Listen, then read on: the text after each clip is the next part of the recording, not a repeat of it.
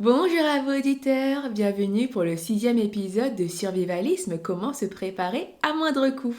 La fois précédente, nous avons augmenté les stocks d'éléments que nous avions déjà. Acheter du petit matériel, intégrer des produits d'hygiène dans les stocks et terminer par une contention en cas de traumatisme. Tiens, sentez-vous cette bonne odeur de pain chaud?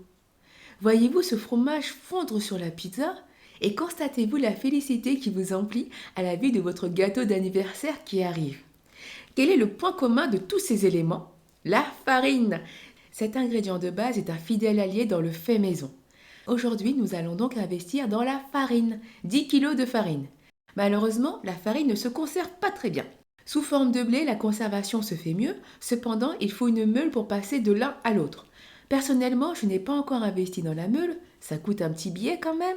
Donc, farine, de préférence bio, conditionnée dans de petits sacs étanches que l'on va placer 48 heures au congélateur pour éviter de découvrir de la vie dedans au bout de quelques semaines. Je vous dirais bien de la levure, mais l'idéal serait de faire votre levain. À vous de décider ce que vous souhaitez faire. Mais, pour l'avoir vécu, une levure boulangère déshydratée ne fait pas le job une fois la date limite dépassée. On va investir dans le miel.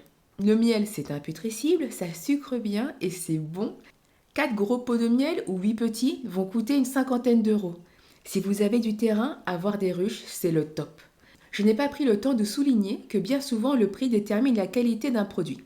Si vous avez la possibilité de ne pas prendre systématiquement les prix les plus bas, ne vous privez pas pour prendre une qualité supérieure.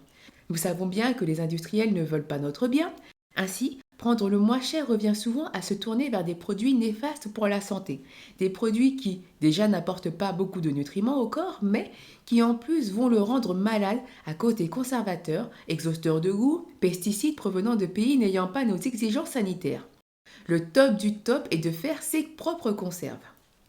Bon, farine plus miel, nous en sommes à 60 euros pour les stocks alimentaires. C'est maintenant que si vous avez une maison, je vais vous inviter à investir dans les bocaux. Déjà pour stocker votre farine, mais cela vous permet également de stocker sans énergie sur de longues périodes. Si vous trouvez en fin de marché une grosse cagette de fruits ou de légumes pas chers, ça serait dommage de passer à côté à cause du manque de place dans le congélateur. Ou si le dit congélateur tombe en panne, soit vous avez de l'argent pour en acheter un nouveau sur le champ, soit vous transformez l'ensemble de la nourriture à l'intérieur en bocaux. Il y en a pour quelques jours de travail. Premier investissement en bocaux, 20 euros. Ça devrait vous faire une vingtaine de bocaux de 1 litre sur le Bon Coin ou sur Facebook Market. J'ai inclus les bocaux dans le stock alimentaire qui est pour cet épisode de 80 euros. Nous allons dans l'équipement personnel à présent qui n'est pas si personnel. J'aimerais que nous investissions dans les couvertures. De belles et grosses couvertures. Cela peut vite être onéreux. Alors il faut être aux aguets à la moindre annonce qui sort. Je privilégierais cet achat en été, quand les gens font du nettoyage de printemps et que les températures nous permettent de laver les couvertures, puis de les faire sécher au soleil dans le jardin, car faire sécher une couverture au sèche-linge coûte très cher. Partons sur 40 euros et voyons où cela nous conduit.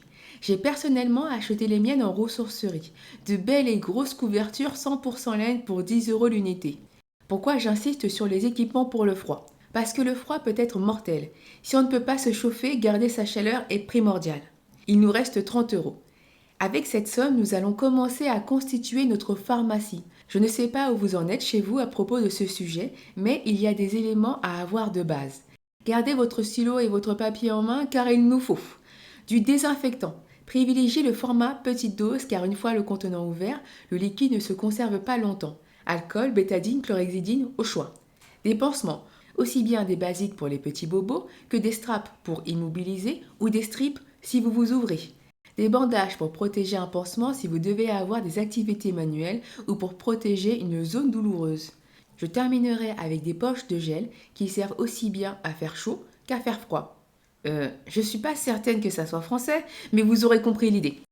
Contracture musculaire, on met du chaud. Et inflammation articulaire, on met du froid. Bref, la poche doit faire les deux.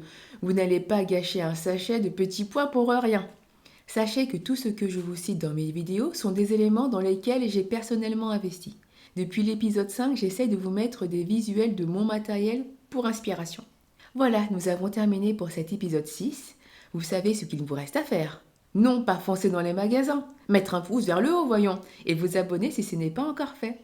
Bonne préparation à vous, prenez soin de vous et de vos proches, et bisous bisous.